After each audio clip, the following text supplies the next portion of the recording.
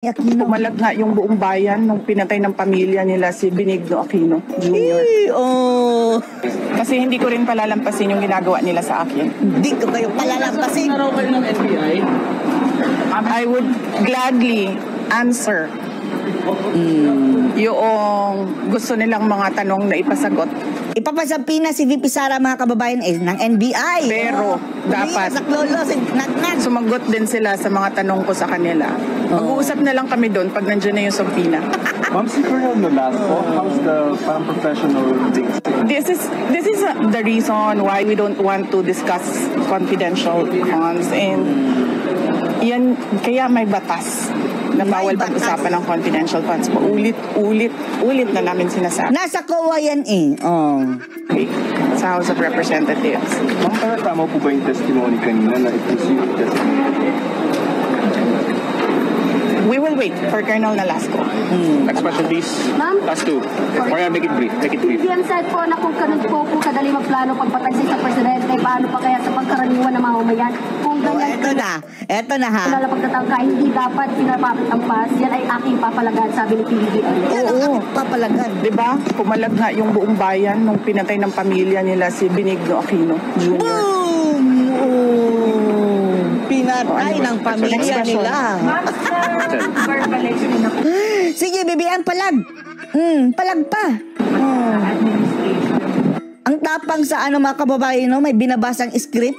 Pagkatapos ng script na yun, ano nang mangyayari ngayon? Oh, kamot ulo na yun mga kababayan. Yes ma'am. Ay, hindi pa ma'am.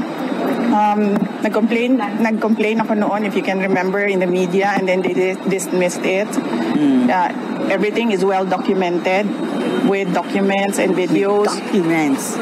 And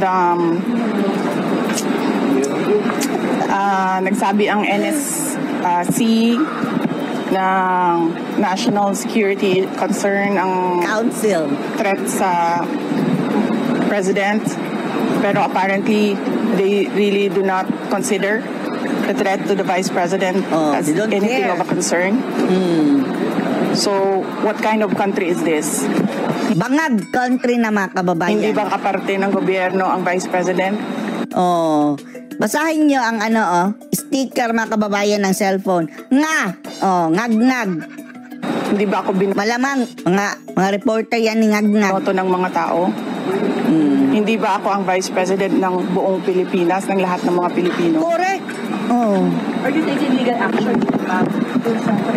Ma'am, I do not expect fairness from Tawag na this nila lahat ngayon. government. Really, truly. That is the reason why I'm pussyfooting with Marcos court cases. Tatak Marcos. We do not expect fairness. Imagine mo, saan ka nakahanap na-admit na yung tao sa hospital, bigla na lang papasok, discharge na siya in less than an hour. Oh. Saan ang hustisya dyan? Pinaalis agad. Saan ang hustisya dito? Pati hospital. Sa hawak bayan. nila. Last two questions, Ma'am, please. in-extend po yung detention order para kay Attorney Lopez. Ano po yung next steps niyo for this? I questioned it doon kanina. Pinapahirapan pa nila ako. Tapos pinaalis si Sara. Oh. Ano sinabi nila? Dinetain nila yung tao dahil sa due Additional 5 process. days. Dahil, ano ba yung sinabi niya? Walang due process ang pagpapatanggal kay Gloria Mercado at iba pang officials ng Department of Education. Ano sinabi ko kanina? Pinayagan ni ngag-ngag. Oh. The position of a USEC and ASEC is a position of trust and confidence by the appointing authority. Ang appointed authority is Ngayon, BBM. ang appointing authority ng USEC at ASEC ng DepEd is the President of the Republic of the Philippines. Tanungin niyo si Dapat Bangag. tinatanong ng House of Representatives bakit tinanggap ni Pangulong Marcos ang resignation ng mga USEC at ASEC na yon sa Department Kasi of ngag-ngag Education. Last question. Bakit nila pinipinalize Patapusin si niyo Yusek muna. Lopez? Hindi ba dapat ang pinipinalize nila ang appointing authority? Oh. Isa pa, sir. Sandali. Oh. Ano ba yung Kulit sinabi ang mga nila? reporter. Evasive. And now, you clearly see, she doesn't know anything. Nasa DepEd pa pala tayo. Pero pagdating natin sa OVP, makikita ninyo, she doesn't know anything about confidential funds. So saan doon ang evasive answers? Last question. Nagsusulat, penalize nila si Yusek Lopez for writing a letter Sa to the COA. Commission on Audit on the position of the Office of the Vice President regarding the release Interference daw. of Interference. documents regarding confidential funds. Bakit mo i-penalize ang tao pumirma para sa isang opisina, posisyon ng opisina? Saan ang hustisya dito? And ano sinabi nila kanina? Diba? Apparently, hindi nila alam ang batas. Ano sabi nila? Questionin mo na lang sa korte. Saan kami pupunta? Hawak nila lahat mga kababayan. Sa mga ginagawa sa amin. Tripping ng naglag. Mismong komite, alam na nilang mali yung ginagawa nila.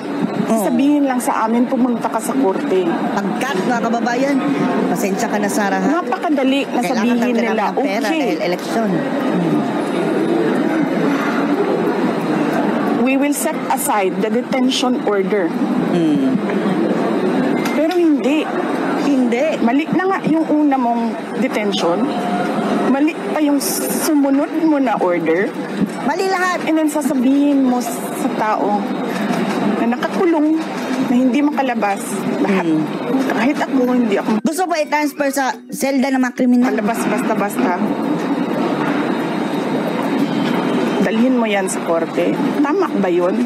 Kayong mga taong Kaya bayan. nasabihan niya si ano? Akop na, makikita ng sambayan ng Pilipino ang mga kamali ang pinaggagawa niyo. Ngayon ko kayo, tama ba na hindi alam ng ating House of Representatives kung ano ang mga batas? Ma'am, you finally decided to Last take question your pala. oath kanina. Why did you? Na nga si Akop mga kababayan. For the sake of the personnel of the Office of the Vice President. Because I clearly, sinasabi ni Joel Chua doon, na we will not recognize you without an oath. And then, I'm continuing to question the constitutionality of their rules. Pero I cannot help the personnel of the Office of the Vice President if I have no personality to speak in that hearing. So I had to take that oath. Pero, kailang. Hindi naman ako galit sa inyo. Nagpapasalamat ako sa inyo sa tulong ninyo kay Yusek Lopez at sa lahat ng OVP. At least ang mainstream media mga kababayan ay nandyan kinakover pa rin. Although sa balita parang may maraming twist mga kababayan. May jurisprudence naman on contempt powers of Congress. Yun na nga sinasabi ko, sir, no, parang we don't Ina-undermine trust nila. anyone anymore in this country. We don't expect Hawak justice lahat ng anymore in naglag this country. At hindi kamba. This is At ni clear Admiral. political harassment. This is clear political persecution. Pag-threat sa'yo, baliwala. Pag-threat sa kanila, national security. Banga. One thought nila lang. Yung pong testimony ni Fajardo, do you think that will hold water as far as maybe Hold pinning you down water? is concerned, or doesn't establish anything? If they file cases or an impeachment case, whatever case, Go ahead. we will Subukan answer niyo that tanggalin si in the Sara. proper venue. Kung meron man silang hanap na mali doon. But apparently, nakikita nyo kanina na Dapat kapag sasapahan nyo ng impeachment bago mag-eleksyon ha. Dahil after election mga kababayan, wala nang magsisip-sip sa mga ngagnag na iyan dahil papalabas na yan. Ngayon lang mga kababayan dahil makikinabang sila sa midterm election. ubos na yung tanong nila, hindi pa sila makapag-contempt kay Edward. Kasi nagsasabi ng totoo yung tao. Ma'am, you said contempt. Are you expecting again in contempt sa hearing ngayon? Yes, Ano we po expect ipakontempt that. si Sara, We no? expect contempt, detention. We expect, ang term ni Yusek Laika is terrorizing me. We expect them to terrorize the Correct. Office of the Vice President personnel. Ma'am, your message to President Bongbong Marcos that he said na papalagan daw po niya indefinitely. Eto na. Message sa Yes, papalagan. sinabi ko na kanina, papalagan ko din yung ginagawa nila sa akin. Papalagan din kita. Shadows to speak. We don't know the contempt. Yes. Kaya ako kayo binibigyan ng interview para huwag kayo makinig sa kanya. Anong masasabi niyo dito mga kababayan?